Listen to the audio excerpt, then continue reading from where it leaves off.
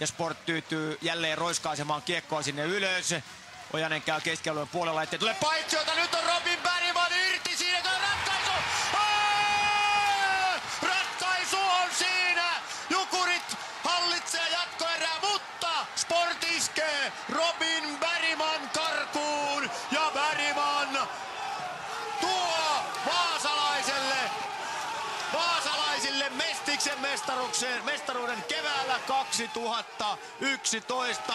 Robin Bergman on viileä ratkaisija ja näin tämä vaasalaisten tuhkimotarina 0-2 finaalisarjassa ensin 2-2 ja sen jälkeen sitten jatkoerästä haetaan ratkaisu.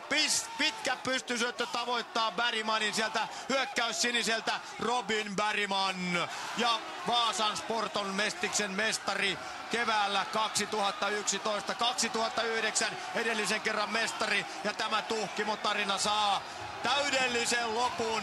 Antti Törmänen valmentajaksi tällä kaudella ensimmäistä kertaa miesten tasolla ja näin Sport hoitaa tämän homman ja tässä ei jää kyllä epäselvää. Tämä on viileä pelimiehen ratkaisu.